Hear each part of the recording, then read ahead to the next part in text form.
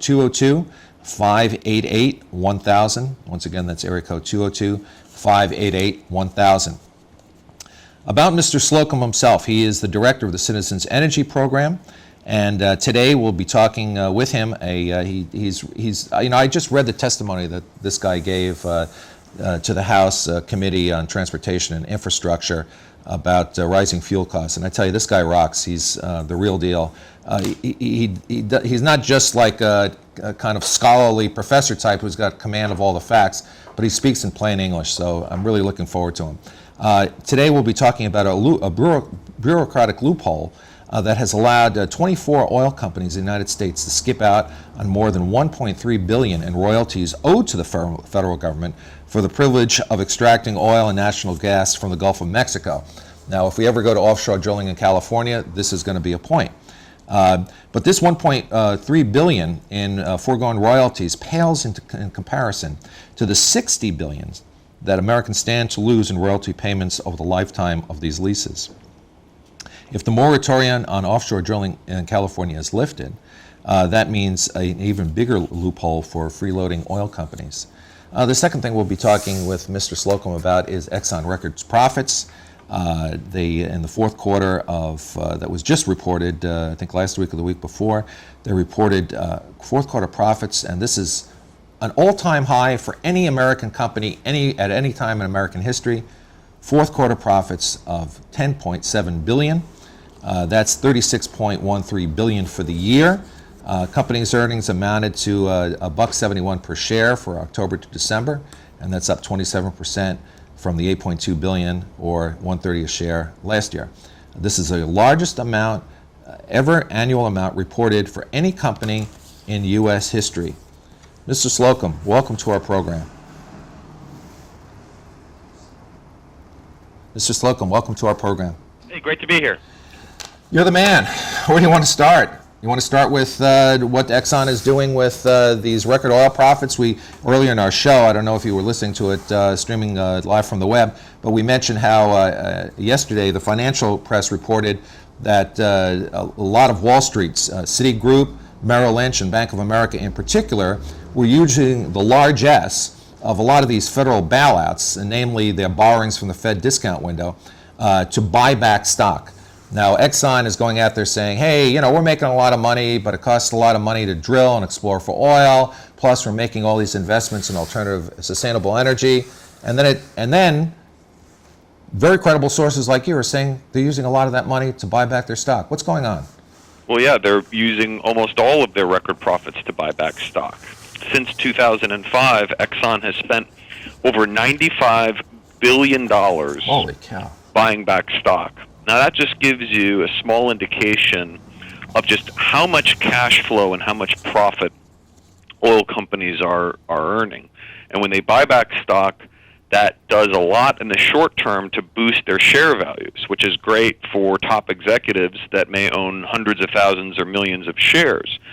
But for the rest of us who are looking to combat climate change or deal with rising prices, spending $95 billion over just the last couple of years buying back stock is a massive misallocation of capital. This is a wasted opportunity that our country should be using to invest tens of billions of dollars in the renewable energy economy that we need not only to combat climate change, but to free households from our dependence on oil and from the economic problems that high energy prices create.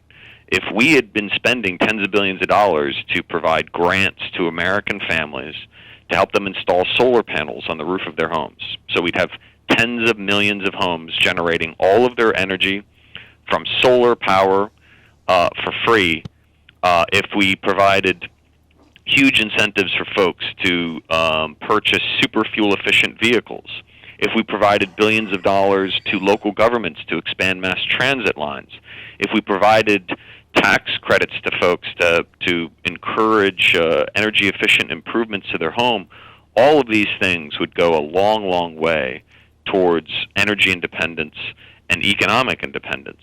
But instead, we've been squandering this opportunity, handing the keys over to big oil companies who are price gouging folks and failing to invest the money in areas that our economy and our environment desperately need. Let me review how this scam works for our listening audience. Again, we mentioned this in our segment of the show on the stock buybacks on Wall Street at Merrill Lynch, Citigroup, and Bank of America. These senior executives at these companies, and now including companies in the oil industry, they make the majority of their compensation not in salary. You know, they may make a few $1,000,000, but that's chump change to these guys. You know, that pays their country club bill, that pays for their chauffeur, that pays for their kids' education at the Harvard Business School, that pays for their trips to Maui, what have you.